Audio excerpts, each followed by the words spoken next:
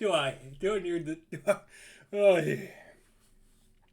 Why? Why do I have to do this, guys? Descendants: The Rise of Red. It's a new Descendants movie. Yay! Woohoo!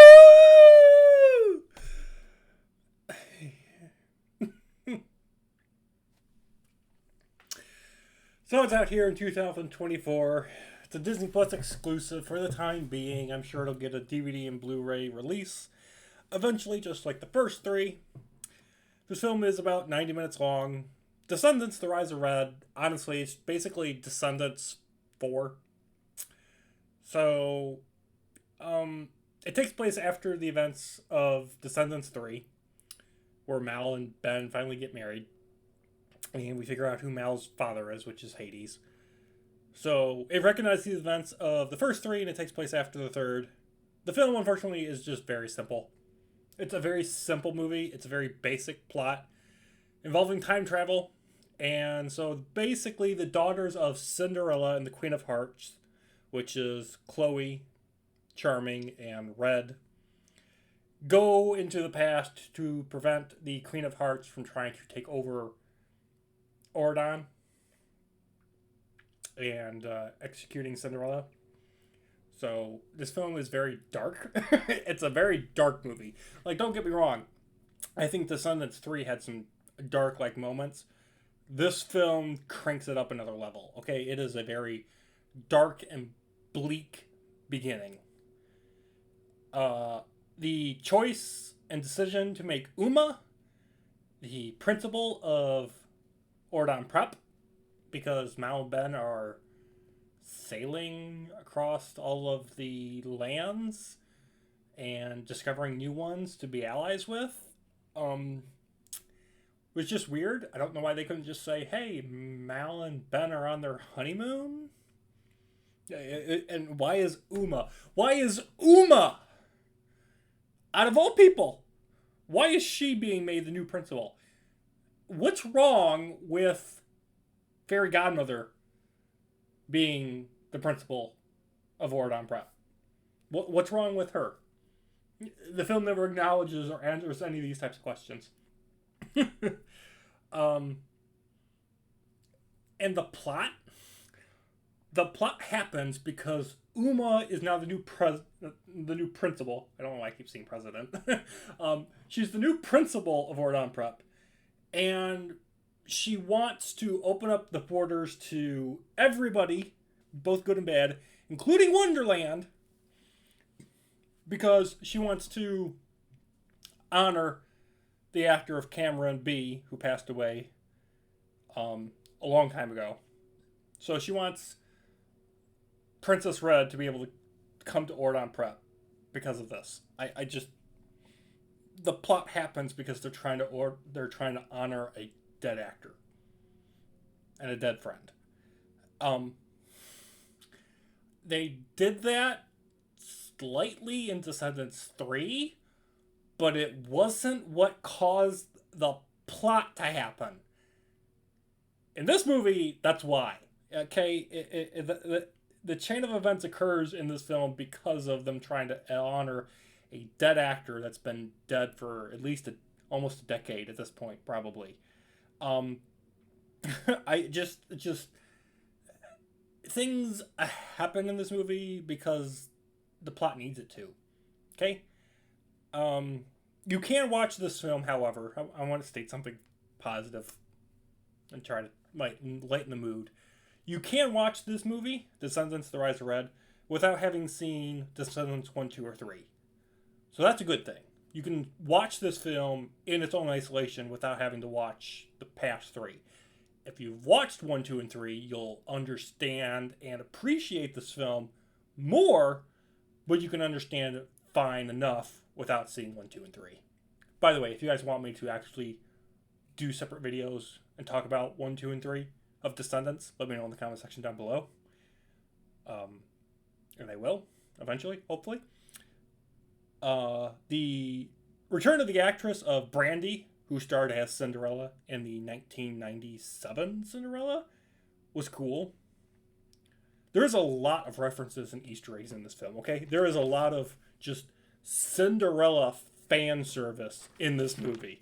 Um, they've got the actress from the 1997 film who played Cinderella in here. Same thing for Prince Charming. They sing a little bit of the "So This Is Love" da da da da song. They've got the glass slippers in here, and Prince Charming gives the slippers to his daughter. So yeah, it's just a lot of fairy tale fan service in this film, especially from the Cinderella side of things.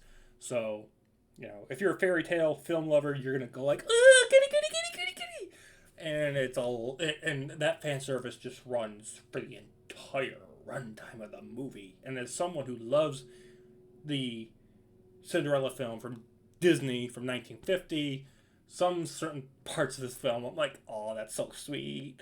Now, can we get back to the original film, please? Like I said, some of the cast from the first three Descendants films do return, like, Fairy Godmother, Uma.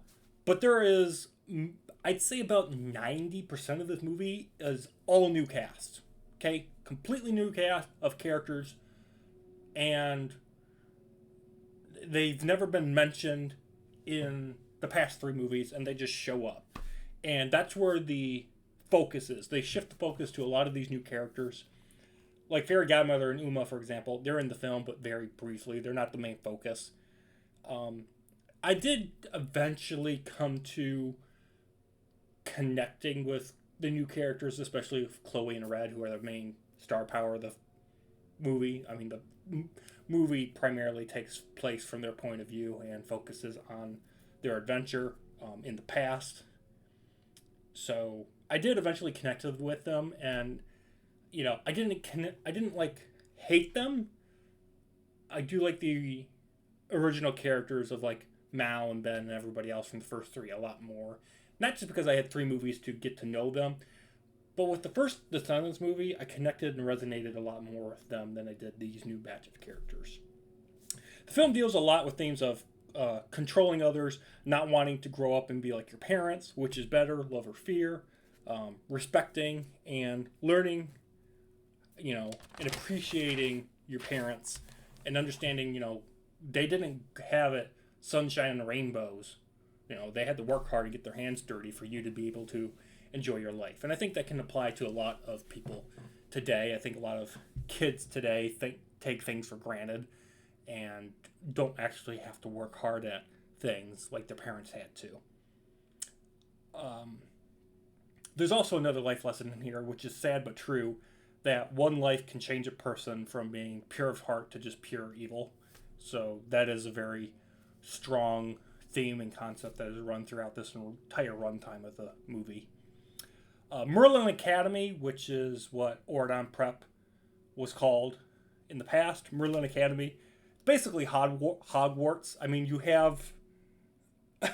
you've got a literal time machine watch clocky thing, and then you've got this Merlin Academy that's like Hogwarts. The more this movie went on, it was like, okay, I'm watching Harry Potter 3, The Prisoner of Azkaban. I mean, Merlin basically is dumb Dumbledore who teaches the dark arts and potions. Not joking. He literally does that. Like I said, the time travel plot allows for Red and Chloe to see their parents' lives in the past, which is really cool. Both the good and the bad. Last two things I want to talk about. I was really worried that the film was going to end up making Chloe and Red fall in love with each other and them be a gay couple. Thankfully not. They kind of set it up that way with some of the song choices, but at the end, they're just, they're close friends, and that's it. The ending sets up more to come.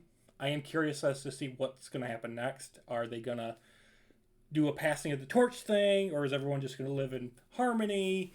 Are we going to get the original characters like from the first three films and then film 4 in number 5? Like, what's going to happen? Are we going to get this meshing, colliding thing, kind of like what Star Wars and Star Trek has done recently?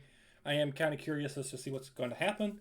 But overall, guys, this film just feels, as it stands right now, unnecessary and just something that's gotten spit onto Disney Plus for the sake of, meeting a quota, a standard for something new being on the platform of Disney Plus. So overall, I'm going to give Descendants: The Rise of Red a 8 out of 10. I enjoyed it. If it wasn't for all the Cinderella fan service, I probably would have given it a 7. So, keep that in mind. So that's going to do it for this video. Thank you for watching. Look forward to more awesome content coming out soon. Like I said, if you guys want me to review Descendants 1, 2, or 3 in a separate video, please let me know in the comment section down below. Have an excellent day, and I'll see you guys in the next one. Peace out.